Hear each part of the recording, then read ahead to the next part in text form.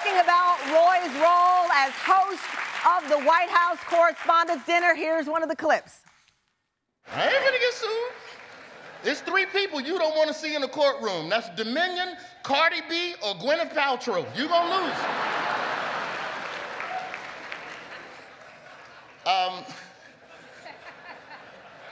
I'd like to thank Tamron Keith and the White House Correspondents Association for having me. Thank you for that.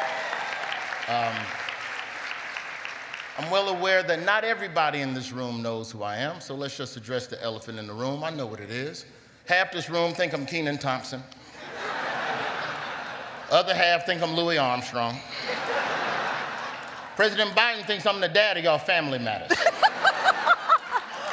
And then so he did a phenomenal job, right?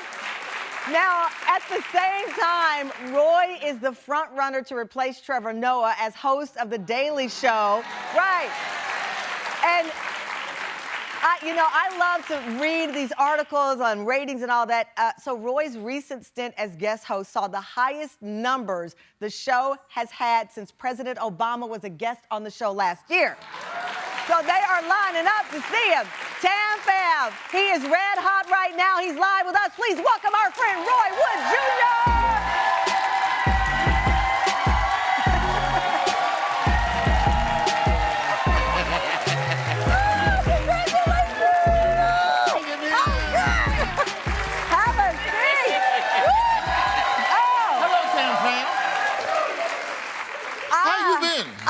Not as good as you. Not as good as you. You are the man right now. I knew you win. I don't know about the man. I just went and did some jokes in front of some powerful people, then went home and slept.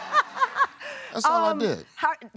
Did you look back at the tape? Have you watched it? Because when you're in the moment, you're delivering. Oh, you haven't rewatched it? It's like watching yourself skydive again. Like, it's one of the most difficult and intimidating, but also one of the most essential opportunities you could ever be given as a performer. So it's not something you could say no to, but it's not something you'll ever be ready for. As much as I ran the jokes through the clubs, as much as I worked with my writers on the material, on the day, we were still working on material as the show was happening. It's crazy. I've had the pleasure of attending several of the White House Correspondents' Dinner when I was a journalist over. Yeah. And so that room, it's like 3,000 people. They never stop talking. Everyone is talking but looking past you to see the next person. Yeah. Because it is a networking, hobnobbing, and then the comedian comes on and they're all ready to judge you and not give you they're not like, okay, let me see what he's got. They're like, let me get ready to write a judgmental thing about what he says. Trevor Noah said this about the event. He said that everybody wants you to talk about them, but not them.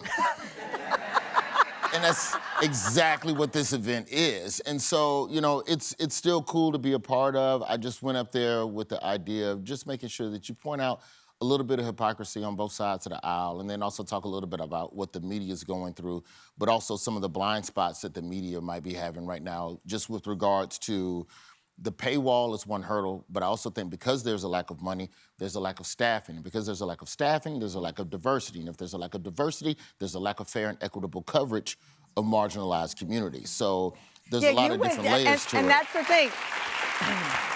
I read one of the reviews obviously talked about the jokes and the wit that you put in there, but also the heart. You did call out some of the injustices right in the room. I mean, is it hard to talk about somebody with them like right there in your face? No, what you gonna do, run up on the stage? I mean, if it's one thing we know about politicians, they ain't got no hands. Them folks came to the Capitol on January 6th, everybody ran. That was your day to show that you got hands. They ain't got no hands. Was there any joke that you left? Hang on one second. Please don't audit my taxes. Don't audit me. Politicians. Gotta clean that up real quick. That's how they get you. Right. This is a live show. So right now someone's looking up your Social Security number, wondering what you didn't do right on it. Was there any joke that you left on the cutting room floor that you was like, oh, I can't do this one. This one's too much? We had some Mitch McConnell jokes, then he failed. So we dropped them. I'm just being fair. See, stop laughing. I didn't do the joke. We had some jokes, and I was like, you know what, man, let's just not, you know. Don't kick him while he's down. Yeah, and then the Don Lemon Tucker Carlson stuff happened. I was like, perfect. We don't even need that joke. We don't need the Chinese spy balloon jokes because the media cycle kept moving. The thing I think is frustrating, though, about performing is that you don't get to dictate how people receive the material. I heard you say that. My friend is Don Lemon, my dear friend, by the way. And you said the jokes about him were taken out of context and weaponized. Yeah, a little bit online, The because people are like, if you already don't like someone, then you can use the joke to put a flag in the sand on that person. But I was making the jokes about Don to also highlight that, regardless of how you feel about him being fired, the fact of what he did on air in terms of fighting for marginalized communities, there's a blind spot now. So we have to watch and see how media companies fill that gap going forward. Because this election gonna be serious. You know it's finna get, it is already serious. All right, so you've been on The Daily Show for how long now? It'll be 8 years in September. 8 years, and now you're up bat. You have the highest ratings since President Obama was a guest on the show. So you are the leading contender. Let me play a little bit of Roy's work. How crazy is it that studying abroad, that used to be for rich kids. That was for pretentious rich people. Now, if you a baller, you need to go to school in America. Oh, you studied in Berlin, you broke bitch. I went to the Ohio State University. Fetch me caviar. All right, let's kick things off in Wisconsin.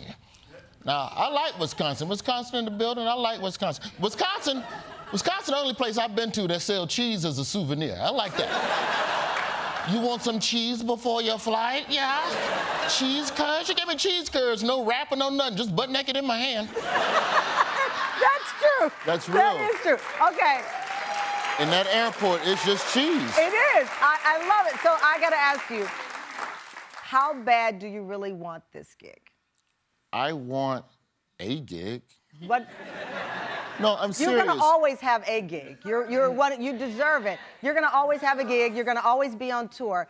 But I guess I know that feeling of like that kind of auditioning feeling, and you wanting it, but you're using your measured networking professionalism to hold back the real truth of how bad you want it. Because here's the deal: you should get the show. I'm gonna say it, you should get the show. Hands down. Hands down. How bad do you want the show? Because I'm going to get on my lecture about, because I tell people, if you can't say what you really want out loud, do you really want it?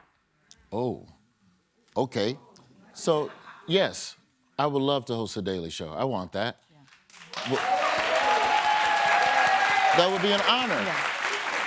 To be a Black American and be given a microphone 4 nights a week to talk to America about what's happening in this country, that is a gift. But for me, and I don't know if this is the comedian in me or the cynic in me, I know that so many more decisions go into what happens within late night. So for me, it's about just showing that I'm good enough to do something somewhere, and if it's not the Daily Show, then hopefully there's another desk. Well, there's an opening. James Corden is gone, right? There's an opening at CBS. James Corden, because right now you have Seth Meyers, Jimmy Kimmel, Jimmy Fallon, James is gone, and Trevor is gone, so there are 2 openings. Yeah, there's a lot of contraction in the industry as well, though, and I think that's the thing I'm still looking at. You know, Z-Way is gone, Sam J is off the air, Deezus and Mero off the air. So when I look at the landscape, and then who knows how the writer strike is going to ripple affect which is happening right now. So I cannot wait on someone to choose me. Oh. And that's the thing that I have to be mindful of. Yeah. Well, so it's like you can want it, yeah, but if the process doesn't fit the timeline of, hey, man, my train is moving, bro, I can't wait on that.